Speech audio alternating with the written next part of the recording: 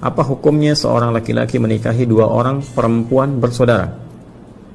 Laki-laki ini awalnya menikahi kakaknya, dan selanjutnya si laki-laki ini menikahi adiknya juga. Sedangkan si laki-laki ini statusnya masih sah menjadi suami si kakaknya tadi. Baik, jadi ada adik kakak yang perempuan dinikahi oleh yang laki-laki ini, ya. Jadi dia menikahi kakaknya dulu, kemudian dia menikahi adiknya. Saya bacakan dulu sampai dengan tuntas. 1. Gimana hukum pernikahan tersebut? 2. Dan ketika si kakak perempuan tadi sudah punya anak, apakah status anak ini seperti anak di luar nikah atau bagaimana? Baik, jika anaknya perempuan dan anak ini mau menikah, yang berhak menjadi wali nikahnya bapaknya atau siapa? Baik, jadi saya petakan berdasarkan pertanyaan ini. Maka yang pertama adalah bagaimana hukumnya menikahi dua bersaudara kandung sekaligus, ya. Kakak dengan adiknya langsung dinikahi. Dan yang kedua, jika si kakaknya kemudian memiliki anak, ya, mengandung, melahirkan, punya anak, status anaknya bagaimana? Kita jawab bagian yang pertama dulu. Ini kita bisa cek di Quran surah keempat An-Nisa di ayat ke-23.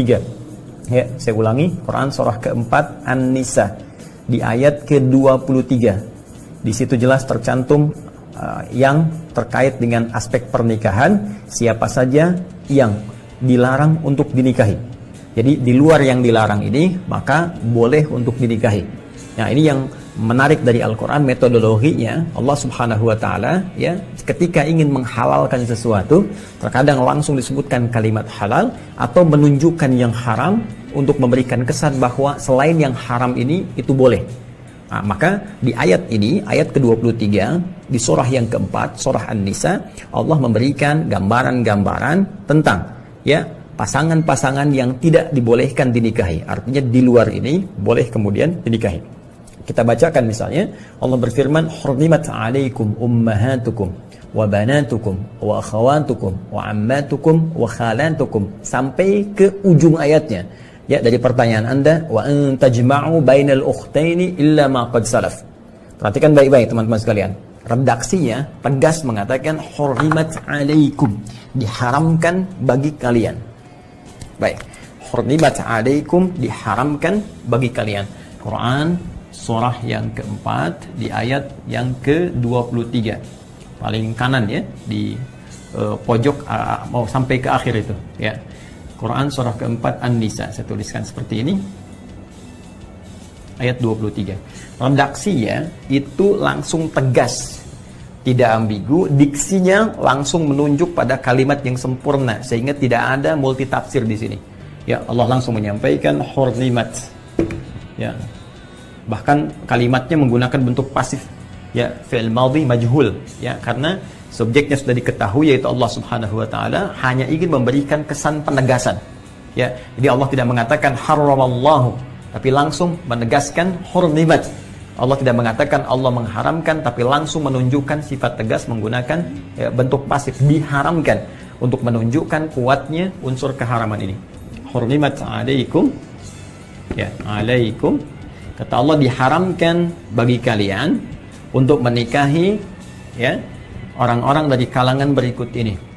Ya, pertama Allah sampaikan ummahatukum, ya, hurrimat 'alaikum ummahatukum, ibu-ibu kalian, ya, ibu kalian. Ya, jadi tidak boleh anak menikahi ibundanya, ya, yang terjadi seperti kisah-kisah misalnya yang tersebar di kultur-kultur, cerita-cerita dan sebagainya, ya, ada maling kundang, ada macam-macam, ada tangkuban perahu yang pengen nikahi ibunya, kisahnya demikian kan pada waktu itu. Nah, ini cukup contoh bagi kita untuk mengatakan kisah-kisah yang dimaksudkan dilarang, tidak diperkenankan, haram hukumnya, ya. Wa akhawatukum, kemudian ada saudara-saudara perempuan kalian, ya.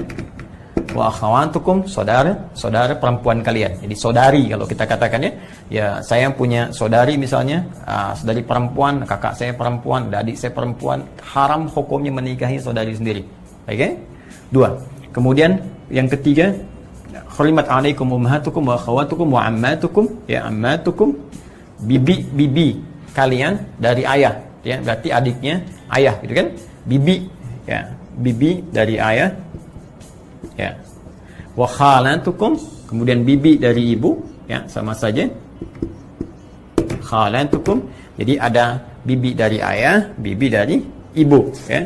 Sampai nanti ke ujungnya ditemukan secara cepat saja, ya. Nanti di ujungnya ada kalimat penutupnya sebelum akhir ditutup dengan ampunan Allah Subhanahu wa taala. Allah sampaikan wa antajma'u bainal ukhtaini wa antajma'u, ya, wa antajma'u bainal ukhtaini.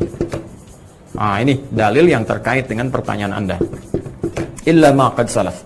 Bainal ukhtaini illa ma qad salaf. Sebelum masa Islam, sebelum turun syariat ini kemudian dibimbing untuk bertobat, ya.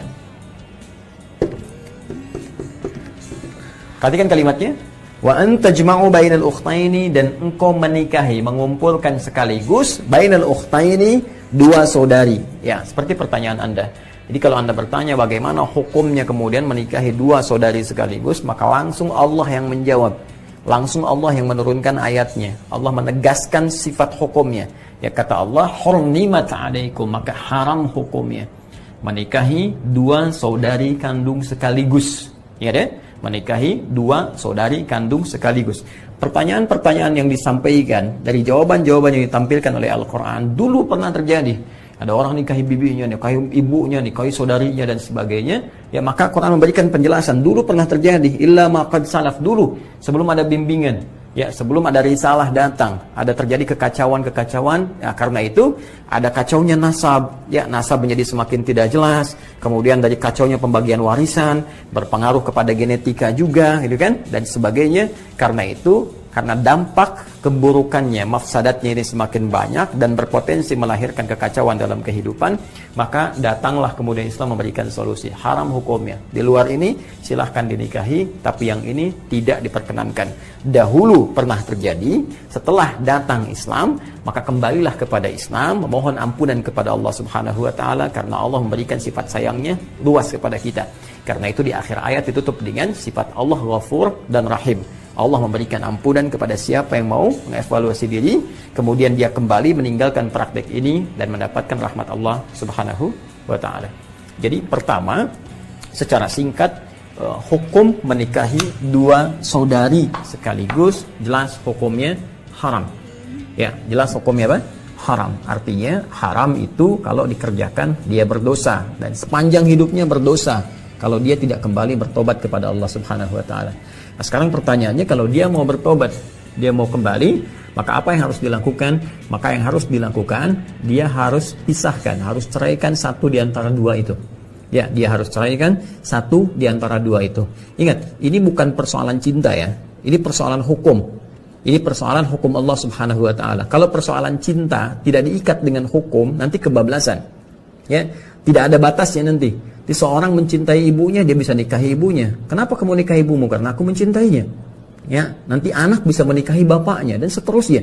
Ini akan terjadi kekacauan dalam kehidupan. Karena itu, kaidah-kaidah hidup mesti diikat hukum. Jadi tidak ada yang bebas tanpa batas. Semua ada ikatannya. Semua ada hukumnya, dan hukum itu diturunkan oleh Allah untuk mengatur kehidupan kita sehingga berjalan harmoni, baik dan maslahat. Ingat, kalau ada yang dihalalkan dalam Islam, berarti ada manfaat besar yang bisa kita dapatkan, membantu kita mendapatkan maslahat kehidupan dunia dan mengantarkan kita pada kemuliaan merka akhirat. Jika ada yang diharamkan dalam Islam, bukan ingin memberikan kesulitan atau batasan kepada kita, tapi lebih menjaga kita dari kesulitan-kesulitan kehidupan, kekacauan-kekacauan hidup, dan persoalan-persoalan serius yang menjadi beban ketika pulang menghadap Allah Subhanahu wa taala. Karena itu dalam Islam nanti ada makanan yang diharamkan, ada minuman yang diharamkan, ada perilaku yang diharamkan. Ya, semuanya itu adalah demi menjaga martabat kita dan maslahat kehidupan kita hingga kembali kepada Allah Subhanahu wa taala. Jadi solusinya, Anda harus ceraikan salah satu di antara yang dua ini, pisahkan. Ya, bisa berpisah satu di antara dua.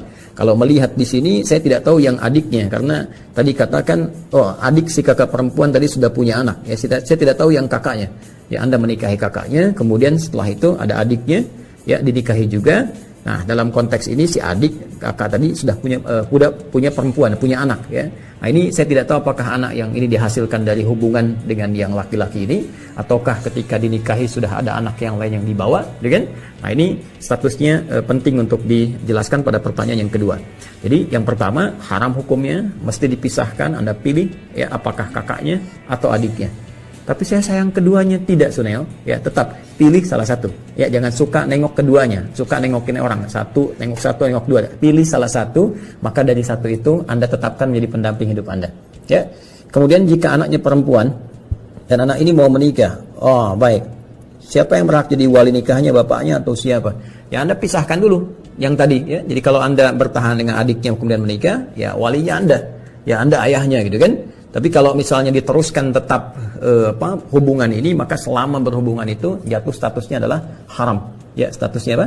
Haram. Jadi sekali lagi pisahkan yang satunya, kemudian bertahan dengan yang satu dan Anda menjadi wali dari anak itu. Ya, wallahu taala a'lam bis-shawab.